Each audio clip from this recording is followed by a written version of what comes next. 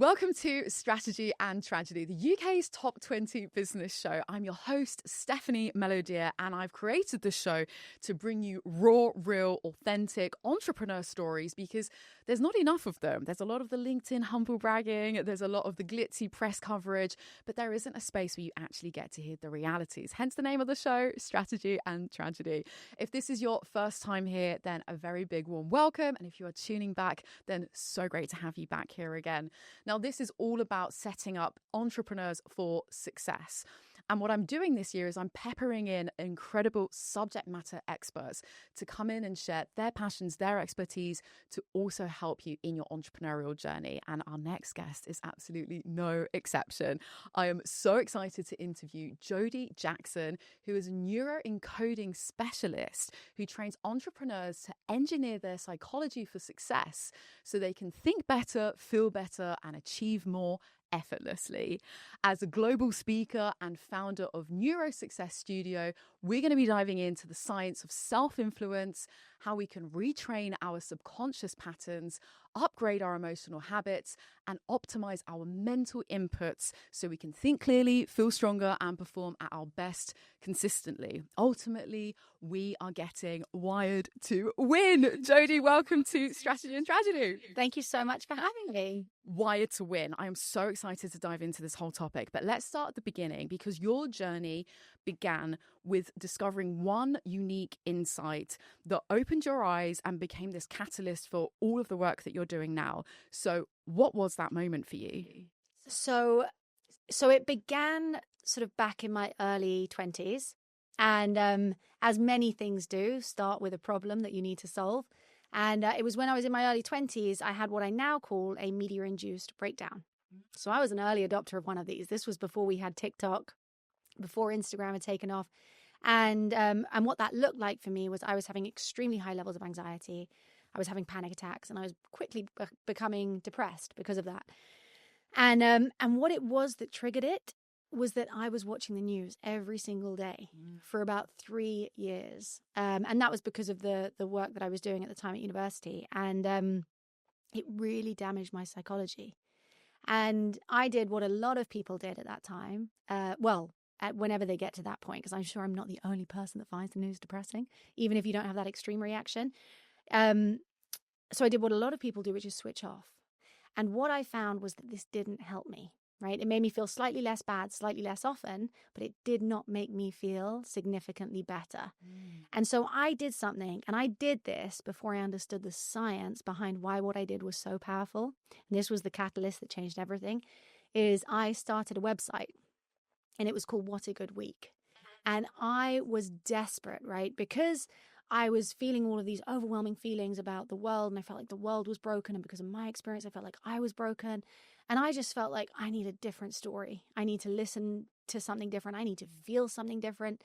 And so I started this website. And I found all sorts of news stories. I went on a hunt every week. I'm like, I'll look at the mud, like the negativity, but I'm going to find gold. And so I had a purpose when I was looking, and I was finding all of these stories of people fixing the world, making it a better place. Huge innovation that was taking place that impacts all of us. But it was like quietly improving our lives. Like no one was really making noise about it because that's not what the news does, right? The news reports on everything that goes wrong instead of everything that goes on. And that was something I quickly realized is that two things. Firstly, the news creates an incredibly distorted picture of reality, but amplifies it to be the whole thing. And that colors our experience, obviously, of life. And when I actually changed what I was looking at, when I expanded my lens to see stories of solutions, it transformed my psychology. It moved me from someone who was experiencing anxiety to someone who felt incredibly optimistic. Instead of having a fear of other people, I developed this faith in other people because I was witnessing so much courage, compassion, and care being taken place daily. And essentially, it just made me realize how powerful our media diet is, because that one shift changed my life. And I became obsessed with understanding what that was. And so, I won't go into the sort of length of time, but it was about sort of 10 years. I then went back to university. I wrote a book. I was working with some of the world's leading neuropsychologists, neuroscientists, behavioral scientists, peak performance specialists. And essentially, if I could compress that decade into a sentence, it is that when you change what you consume, you change who you become. And we're going to kind of unpack a lot of what that is in this session. But that was kind of my big revelation of understanding just how powerful your media diet was, just through my own experience. And then when I researched it, when I started learning more about how your mind rewires, I then became fascinated with this field of self-influence and actually how you can recondition yourself, because with this experiment with the media taught me is your mind is programmable. And we are all understanding that now as media influence is becoming more and more discussed. Your mind is programmable. And what I'm so excited about and what I love is being able to help people program it by design, by choice, being able to install what they want and deinstall what it is, or uninstall what it is that they don't want, that holds them back. And I find that process just fascinating. Amazing. What are some practical, actionable, very even just kind of like micro reps, small steps that our listeners can start to take where this process doesn't feel just like my story began? My first step is always mental nutrition. And what I mean by that is, what are you feeding your mind? And the reason why I love this, and it's the lowest hanging fruit, is because you're already there. So when you think about, like, you know, when we're going to discuss some of the other things of what you can do, it might feel like another thing to do or another thing to think about at first. You know, you train it to become automated, but at the start it might feel like another thing to do. With your media habits, and you can pick up your phone and look at your screen time or whatever it is, you're already there. So I'm not asking you to go to the gym. I'm asking you to watch what's on your plate. It's something you're already doing. So that for me is always the lowest hanging fruit. Do a media diet audit. Actually look at what is coming into your mind, because your mind is your most valuable asset, right? And if you had, we're filming this in London, right? If you had a property outside this studio, £1 million property in central London, you would not leave the door open. Love that analogy. Everyone closes their doors. You've got buzzers on it. You've got gates. You've got cameras, whatever it is. And you've got insurance if anything goes wrong. And yet with our minds, we're so loose. We're so open. We allow things in. And it's, you know, if people understood the power of their thoughts, they'd be so much more guarded of them. If you're tuning into this right now, then first of all, a big heartfelt thank you. I really appreciate it. And secondly, there's a very high chance that you're on your own entrepreneurial journey right now. So whether you're a first-time founder and you're figuring things out and you feel like you're on your own, or if you've done it before and realized that actually this whole entrepreneurship business is a lot easier said than done, then I might be able to help you. If you feel like you vibe with my energy and feel like you need some of that professional big sister direction, support and advice, then I'm opening up a few select spots for that one-to-one coaching, mentorship and growth strategy for ambitious founders. There's a link in the show notes, so check it out and I would love to hear from you. All right, let's get back to the episode. So I love how you say, okay, we're already there, as in we're already on our phones, we're already consuming media. I think part of the problem is there are a lot of people that are just kind of passive, myself included, right? Like I'm definitely no saint, but like passively consuming this content without realizing it. So let's say, for example, going back to your initial realization, which was stepping back and eliminating from something wasn't enough. There's a key lesson in that as well, which is whatever change you want to make in your self-improvement journey, you have to replace it. It's not enough. You have to replace it with something else. It's not enough to just kind of step back. It doesn't help you. It's not effective. So what are the replacements we can make with what typical social media habits we might already be doing?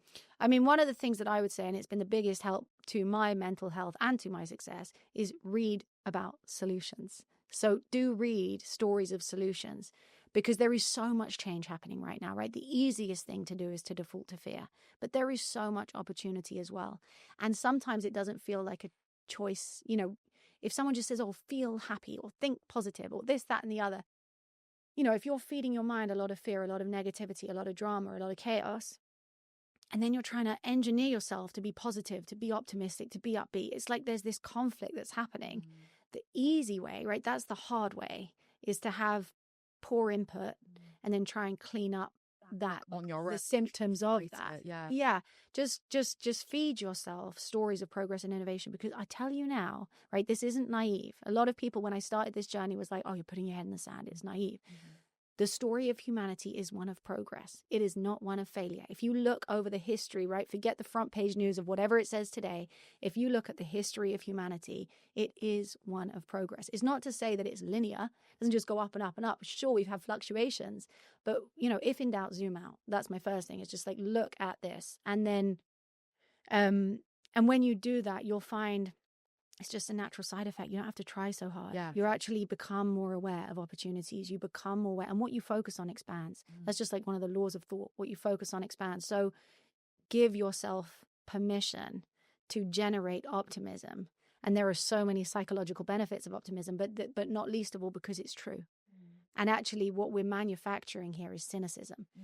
And it's not only is it unresourceful, it's very distorted and skewed. So give yourself a fighting chance to have an accurate picture of reality and include solutions because they won't be provided for you. This day and age, we really need to hear this. We really need your bout of optimism. We really need this like refreshing perspective because of course, there is all of this stuff going on in the world at the moment, but your point of kind of zooming back out and getting that perspective is really healthy. And I can, hear the cynics sort of saying like naive, you're putting your head in the sand. That makes total sense, but it comes down to the choice that we have as well, right? And like who is suffering in that process.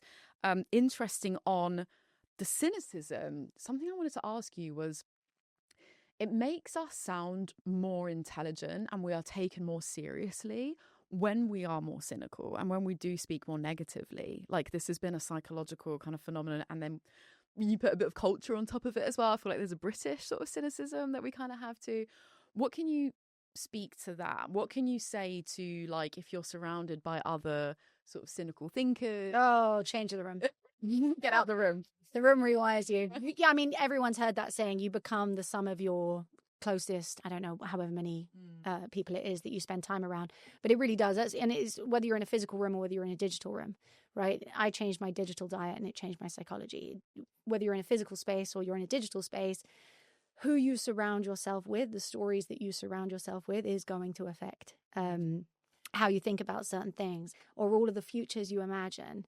Actually having faith in that vision and knowing it belongs to you. And if somebody else can't see it, that's okay. It's not their prescription. There's a story that I'm going to share with you. So there's a guy, Roger Bannister. Have you heard of him? Yeah, rings a bell. So he's the first guy to run a mile in under 4 minutes. Oh, yeah. So, okay, yeah. So at the time when he was training to run this and be able to break this 4-minute mile barrier, everybody said it was impossible, right? He was in the wrong room. Everybody said it was impossible. Even like the leading physicians, physical doctors, experts, all of those people said the human body just could not travel at that speed for that long. And if they did, it would cause serious injury. But he didn't believe that, right? He had a different belief. And that belief allowed him to train for years with focus and commitment. And then on May 6th, 1954, he did it, right? He ran a mile in under 4 minutes. And that with that, it created evidence that it was possible, right? People considered it impossible. And now it was possible because he had that belief to be able to bring it to life. And what I find amazing about that story isn't that he validated what it was that he had that inner certainty for. It was that it took just 46 days for somebody else to break that 4-minute mile barrier. And in the decades that have followed, more than 1,000 runners have gone on to do the same. And it's not that any of the runners had enhanced physical qualities from the runners who had tried and failed before them.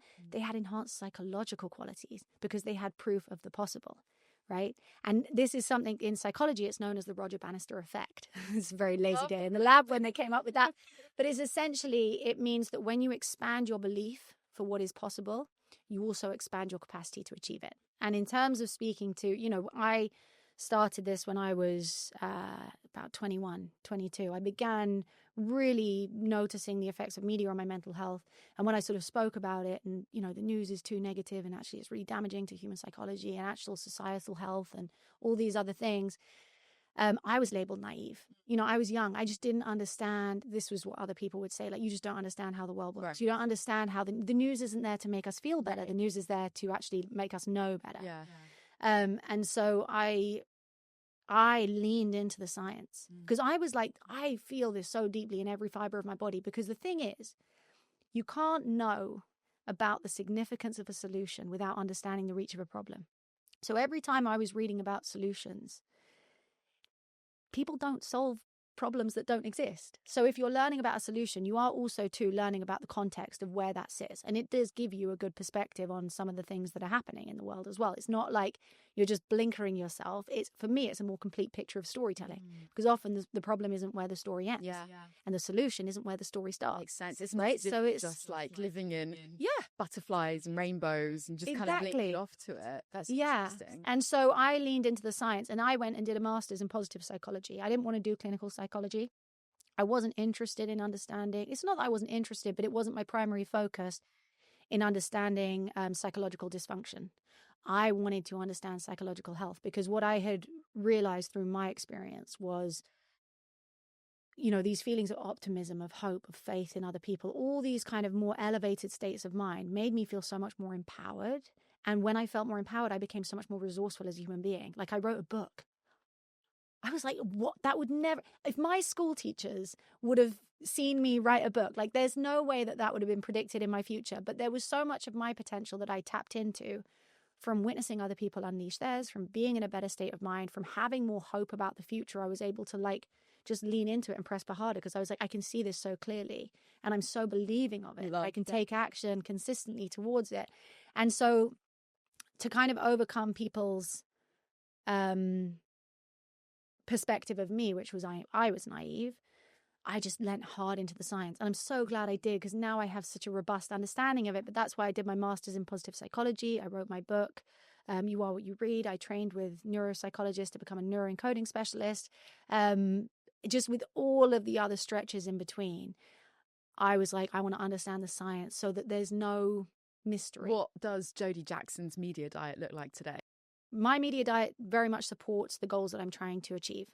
So right now they are focused on who I need to learn from online, who has the results that I want, what nuggets are they sharing, and how can I learn from them. I still read solutions-focused news stories. Like, that's something I will never give up, because it gives me such good, for me, like, good mental hygiene. Nice. And I read from a number of different sources, and one of them is Fix the News, which is brilliant, and Positive News, and it's the Happy Broadcast on Instagram. So I kind of just have these peppered around, and I subscribe to the newsletter, so I don't even have to look for it. It just comes to me, which is wonderful. So I don't know whether you wear glasses. I do, so I'm wearing contacts right now. And when I'm not wearing my contacts, it's hard to see. Things are fuzzy. When I put them in, it's crystal clear. And if somebody else was to give me their prescription, I can't see necessarily through their glasses. They're not my prescription. And that's something that I've come to learn through this process, is you're not always going to be in the room with people that champion you. And that's, at that moment, you have to really lean into being your own champion, being able to hold your vision. And that's where mindset comes in, because you cannot fit a big vision in a small mindset. You have to be able to develop that internal resilience, trust, and certainty and belief more than anything. And we can talk about beliefs, because they're the kind of underarching thing of everything that goes through this, or the underpinning, I should say, of everything that runs through this. But, trusting that your prescription, the thing that you can see clearly, that makes so much sense to you for all of the different experiences that you've had, or all of the futures you imagine, actually having faith in that vision and knowing it belongs to you. And if somebody else can't see it, that's okay. It's not their prescription. You're very simplest. Your psychology is the consistent, conscious and unconscious thoughts that you have about three things: about other people, about the world, and about yourself. So that's why the news was so disruptive to my psychology, because it really disrupted all three of them. And when I shifted my media diet, I shifted my belief in all of those three areas. People were incredible. They were resourceful. They were courageous. They were compassionate. They were daring. They were brave. All of these different things changed. My belief about the world is, actually, we're living in one of the best times in human history. Wow, that was a shock to the system when I realized that. And the third one is myself. You are more resourceful than your resources. It doesn't matter what the current state of reality is.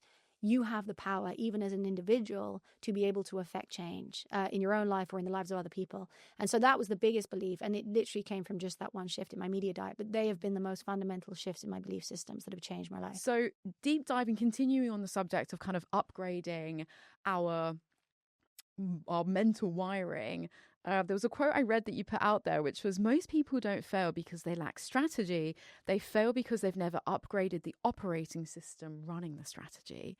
So I'd love for you to explain and expand on that one. So, in a nutshell, it's not that people don't know what to do, it's that they don't do what they know. I definitely feel like I need to put our hands up to that. Yeah, and we're all guilty of it at times. And it's that essence that unless you wire yourself for the results that you want, you will find yourself fighting against them for a number of different reasons. And so if you're not in alignment with the success that you're trying to create, you will procrastinate. You will, all of these other kind of self-sabotaging behaviors, and you won't necessarily achieve what it is that you want to do. The first step to get that alignment, or I guess the clarity on what it is that you want first, because actually something that's just come to mind is with another incredible Jodie on the show as well. I shared this quote. I think I just heard it that day and it really resonated. It was, let's see if I remember word for word. It was something like, we are not kept from our goals by obstacles, but by a clearer path to a lesser goal. Yes. And ever since I've heard that, love that. Stuck. Can you say that one? Yeah, exactly. We are not kept from our goal by obstacles, but by a clearer path to a lesser goal. Okay, yes. You've just tapped on something so powerful there, right? A clearer path to a lesser goal. And it's because we have so much availability for distraction, for all of these other things, and for smaller visions instead of the big ones, right? Sometimes we don't allow our mind to dream as high as we could. The lesser path is the bit that I want to just pull out from that, because our bodies, our brains are wired for efficiency, right? That's just how we're designed. And your mind, or your brain, I should say, weighs 2% of your body weight, and it takes up 20% of your energy. So if you are trying to conserve energy, your brain is one of the biggest places that it will do it. And that's why we have thinking shortcuts and biases and all of these other things that we do automatically, right? And whatever you do automatically is the path of least resistance. Because if you feel a certain way, but you want to feel it, say for example, say I was a really nervous speaker and I wanted to come on your show and be super confident, but actually inside I was feeling very nervous, then there's that effort, right? And it may be less effortful to say, do you know what? I'm just not going to do the podcast. It's too much effort, or it feels too stressful, or all of those other things. And that's what we're talking about. When your inner wiring isn't aligned with the goal that you're trying to create, it creates friction, it creates resistance. And if the ease is what your mind prefers, that is why we can sometimes move ourselves into spaces we don't want to be, or we can not do the things that we know we need to do or want to do. Because there's this effort that needs to be addressed. So how can we overcome that? So this is what my system, and I can just walk you through it. So this is the kind of thing that's taken me throughout all this process, has taken me up to this point to actually now have a system that I can help people engineer the psychology and for success in the same way. So the first bit is have a clear result, right? It makes it so much easier, because if I was to say to you, Stephanie, oh my goodness, right, let's meet in London in 2026. You'd be like, cool. Chances of us meeting, 0. Whereas if we said, okay, let's meet at Cafe Nero on Dean Street at 11 a.m. on the 12th of January, chances of us meeting are incredibly high. And your brain is like a goal-seeking machine. It really is. There is so much that your subconscious does in your favor. Or I should say, not necessarily in your favor. There's so much your subconscious does by command. Often we don't give it directive commands, right? So if you get very, very clear on what it is you want, you activate something in your brain called the reticular activating system, right? And what this is, so if I was to say to you now, look around the room, and I would love for you to tell me everything that you can. If you're happy to go along, let's do it. I love these live exercises. And you can do it at home as well. Do it with us. Join it. Yeah, do it with us. So I'm going to ask you to just look around the room right now and see everything that you can that's green. Okay, and I'm going to give you 10 seconds. 1, 2, 3, 4, 5, 6, 7, 8, 9, 10. Okay, close your eyes. Okay, now I would like you to just think about what it was that you saw. Maybe mentally count up how many things it was that you saw. And then think about where they were in the room, how big they were. Were they all the same color green, or did they have different textures? Were they purely green, or were they part of a pattern? And just think through that right now. Okay. And now, keeping your eyes closed, I would love for you to think about and imagine, count, and see everything in the room that is red. Okay? And just keeping your eyes closed, just see if you can tell me any of the things that were red. In fact, you work from this studio. I know. I was like, I'm very familiar with this surrounding. Okay. But now you can do that at home as well, so you can see. So if you open your eyes now, and just look around and just see how much stuff now that's red. Yeah. And so I want to ask you now, how effortlessly was it, or how effortless was it to see the green when I asked you to see the green? Yeah. No effort. It just kind of like pops out at you, right? And it's similar with the red. When I then said red, I noticed, because I'm not familiar with this space, and I was looking around too, and I was thinking, wow, there's actually a lot of green in here. But then I was like, wow, the red, there's the vase, there's all of the lights and accessories on the cameras, the top there. You know, there's certain things that we may not have seen previously, even though you're familiar with this space. Maybe you saw something new that was red. And that is essentially what happens to your brain. So when you give it a command, you give it an instruction in clear direction, it will naturally and effortlessly notice what it is that you've told it to look for. Seek it out. But it kind of pops out. And that's why sometimes things feel like serendipity or synchronicity, or like, oh, it just kind of came out of nowhere. But it didn't. You were just very tuned into it, and you might have missed it before because you weren't directly looking for it. So that's one of the first ways, is get very clear on the result that you actually want, because it will be easier to see and you will notice it. You know, like I said, the law of what you focus on expands. And that is kind of, this is a demonstration of why that works. Should we get back to your process? Did we? Yes. Yeah. So that was the result. Get super clear on the result. So then step 2 is release. So this is where you have to release the limitations that conflict with that, right? So the limiting beliefs that we all have, you know. Maybe this should be the other way around, right? So I've just come from like a founder session, where the goals they were setting were so clearly limited. Like even with the goal setting, like step 1, right? And it was like, wait, those limitations need to be removed as part of that goal setting. Yeah. It's interesting. So I feel like this process isn't a one and done. Yeah. Like this is the system that I use for every next level or every next chapter, is getting super clear on what it is that I want, looking at what is holding me back. And then the third step is rewiring, so that you're kind of mentally rehearsing and stepping into that version that you're creating for yourself. And then the step 4 is receiving. So we can walk through all those steps. But the reason why is because it helps. There is a kind of inner knowing. At least this has been my experience of my life and the people that I've had the privilege of working with. And because I work with a lot of entrepreneurs, founders, thought leaders, a lot of them feel like they didn't even choose their goal. Their goal chose you, right? And there's a line that I love that one of the speakers that I heard recently say is, God doesn't call the qualified, he qualifies the called, right? So the people that I have found, that goal is, it just needs some clarity to it, but there is an inner knowing, there's a calling, there's something that they feel like is in their heart to serve or show up for. Like they know that they are meant for more. They know that they're meant to do more. You don't have to convince them of that, but they struggle with whatever it is that's holding them back from that magnificent vision and version that they have. What are the most common things that have held people back in your experience? Self-doubt. A lot of self-doubt, just because what their current reality doesn't match their vision. So there's this kind of disconnect between this is what I want, but this is where I am. And it's that kind of uncertainty of what it would mean to be able to get there, how much it would disrupt their life, or what they would need to be, or who they would need to be able to get to that goal. So there's a lot of self-doubt. So on that, sorry, hot take, what's your take on vision boards? Oh, love them. As part of a process. As in, like, it's not, but vision boards is, you're getting clear on your result. And what you're doing by having a vision board is you're priming your RAS, your reticular activating system, every day. Because we are creatures of comfort. And we might have this moment of clarity of knowing exactly what it was that we want, but then we carry on with the life that we've been living. And actually, when you're able to see it every day, and you can stare at it every day, it's reminding your RAS, it's speaking to the subconscious part of your mind that says, this is what is important, this is what we're going after.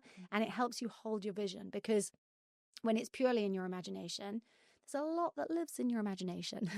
So some of this is actually good to get out of your mind and somewhere visibly you can see it, so that you can stay connected to it and just constantly prime yourself to be connected to that vision. Are there any other practices to help people kind of reduce that disconnect from their current reality to their desired reality? Oh, yeah. So, I mean, this is where the release and rewire, that's like the key mechanism. So the getting result is just helpful, because it's very difficult to, if we put 10 different GPS locations in, you just wouldn't get anywhere. So having a clear result is very helpful, but then you need to do that inner work of releasing and rewiring.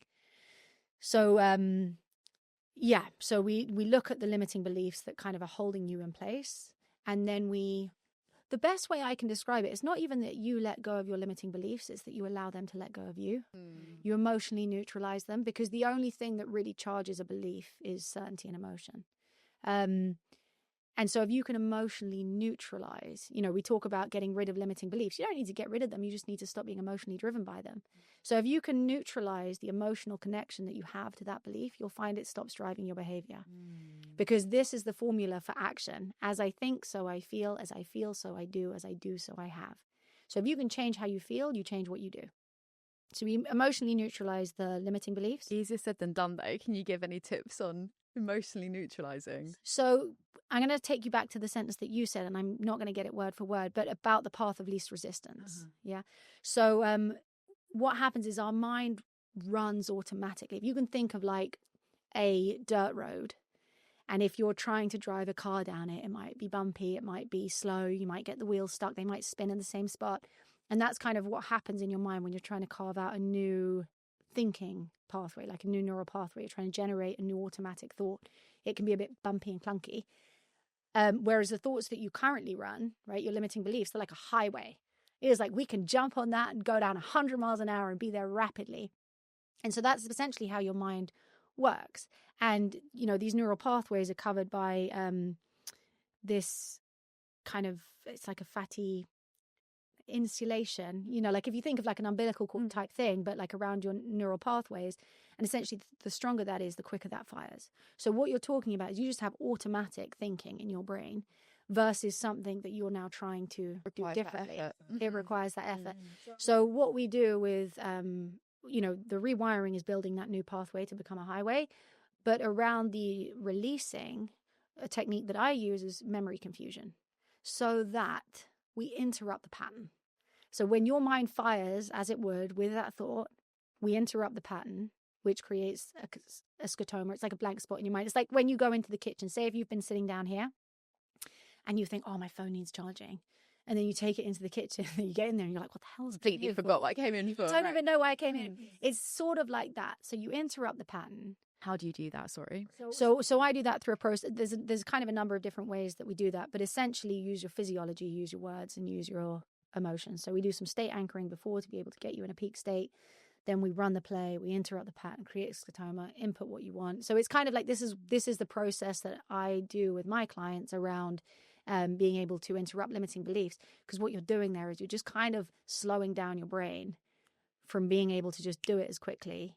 And then you're re-engineering a different emotional response to it. And so you're kind of neutralizing it. So this is just, and there's lots of different techniques. So I use the stop technique. There's also havening, which is a process of touching. We can use tapping. There's lots of kind of different ways to be able to interrupt your pattern and create a different emotional connection to it.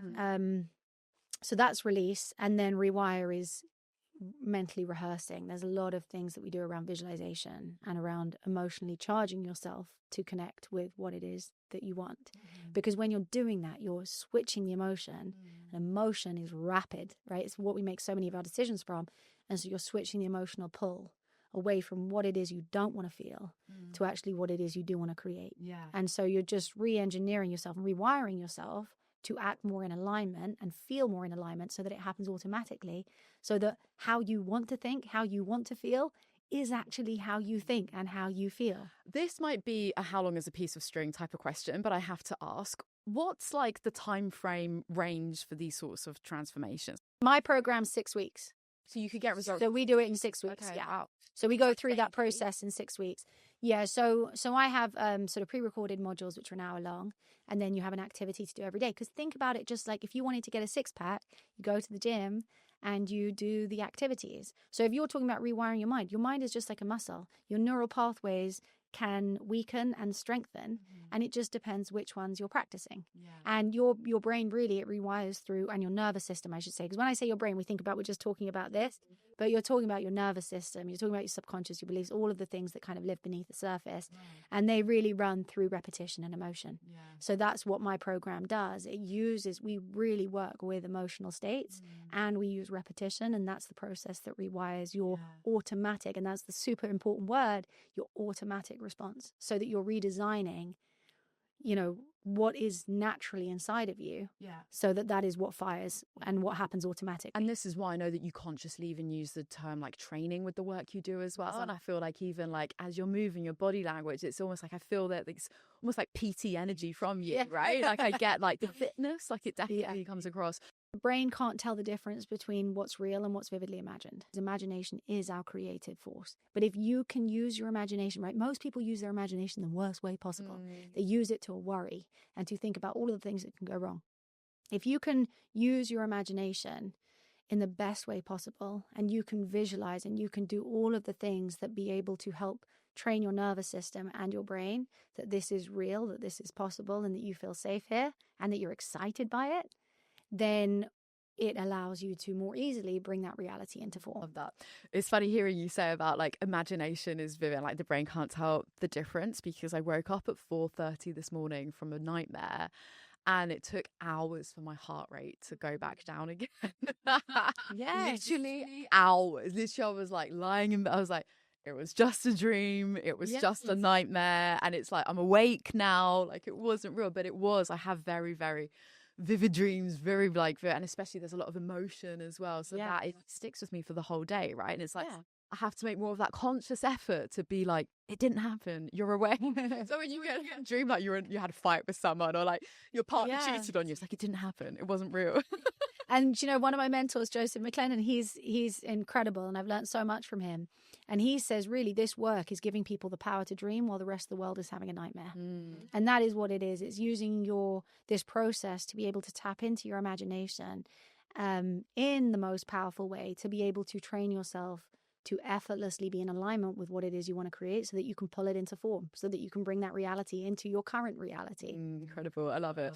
Jodie, we're running out of time. So before I ask you my traditional closing question, obviously you are such a subject matter expert. You spent 10 plus years working on this. You've mentioned your studies, working with the top leaders in neuroscience and everything. There must be so much more that we haven't already covered. So what else can you share with our listeners? Success is 80% psychology. And you can have all the right strategy in the world, but if you don't have the psychology to be able to effectively execute on it consistently with a feeling that feels good, then you will get in your own way in some way. And a lot of people, they actually fear success. And that's a whole nother subject that we could go into. But essentially, this is the work that helps you train yourself to feel safe in your ambition, not to feel intimidated by it, but feel excited by it, and get you wired for that reality where it doesn't feel like effort, it doesn't feel hard, and it doesn't feel like grind, or all of the other things that can slow us down and create that resistance. So most entrepreneurs will invest in strategy first. My biggest invitation is invest in your psychology, because it's the thing that's going to make the strategy become effortless. Fearing success. Let's talk about that. That's something I've definitely come across. It doesn't make sense, but of course doesn't always make sense. Like what's the blocker there? So it's essentially familiar versus unfamiliar. So to your nervous system, what is unfamiliar feels unsafe. And what is familiar feels safe. And you will, the job of the mind is number one job is survival. It is not success. So we are all chasing this success. We're all thinking about, how we want our life to look, what it is we want to achieve, all of the things we want to create. But if what we're trying to do is so unfamiliar to what we currently feel, there's a lot of inner resistance that says this is risky.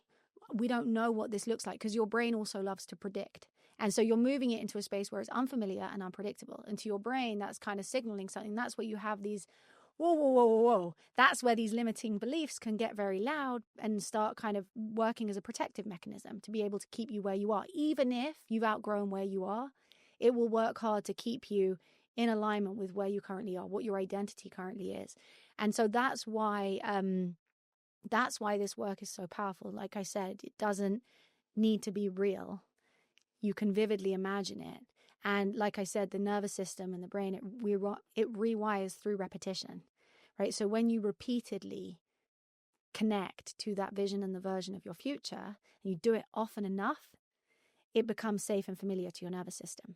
And so it feels safe. It needs that extra reassurance. It needs that extra reassurance. But what most people do is they mentally rehearse and they say things to themselves. You know, they speak into their limitations and they speak into their doubts and they speak into their fears and all of those other things that keep them kind of stuck where they are. And then there's almost a sense of relief, you know, like, oh, thank goodness we didn't have to do that. But then you get this pain of like, oh, it's like growing pains, you know, like these shoes don't fit anymore and it's uncomfortable. And so when that, you know, like there is that pull, but it can feel hard at times. And that this is the process of, like, one of the things that I always say is this process of moving from effort to ease. Like, you rewire to rise. You don't rise and then try and figure out how to drag all of this baggage with you because it's heavy and it's hard. But when you can shed, when you can release, when you can rewire, when you can rehearse it so often. Michael Phelps, one of the most decorated Olympians of all time, he practiced winning so often in his mind that when he finally did, he said it felt like deja vu. That is how familiar you need to feel with your ambition for it to feel safe going off. Jodie, thank you so much for sharing. So I know this is just scratching the surface with your pearls of wisdom, with your insights. I love that you've been able to share some practical tips so listeners can put some of these things into action. Really love that we managed to squeeze a little live exercise as well. So as we wrap, my traditional closing question is, what's one tragedy that's taught you an unforgettable lesson, Jodie? Without sounding like a broken record, it really is that first experience that broke me, because it made me just learn depths I would never have, you know, it made me passionate about something I didn't even necessarily care about previously. And I think when you have more, when you grow, you kind of have more to give. And I feel like, especially when I see so many people suffering, you know, we're experiencing one of the biggest mental health crises. You know, when I understand the impact of media and how powerful it is, and I know like how incredibly powerful your mind and thoughts are, and we're just not feeding them right, it's kind of like, you know, it's the same way that we woke up to nutrition and processed foods and everything else, and actually how we can look after our body in the 21st century. It's the same with your mind. And so I think, you know, my breakdown taught me invaluable lessons that I had to learn. And now I'm in the position where I just want to share that knowledge, because I feel like it's been my psychological armor and shield and sword and everything that I've needed. And I really want to give people that same protection against the harms that when you're not training your mind, but also just the incredible power when you do. Like, this is not a zero-sum game. It's not just getting you back to where you were. This is unleashing a whole new level of yourself that you will be surprised by. And so that's the biggest thing that I really realized, is just it took me to break. To come back even stronger. Yeah. Love that. Jodie, thank you so much for coming on the show. You're very pleasure to have. For having me. Thank you so much for tuning in. I really hope this has helped you get wired to win. If you enjoyed this episode, please hit that follow, subscribe button wherever you're listening to this. Doesn't cost a thing, but really helps us out. Hope you enjoyed this. Hope this episode has helped you kind of level up for 2026, the new year as well. If you're not already following, please do so now, and hopefully see you next time. Thanks a lot. Bye.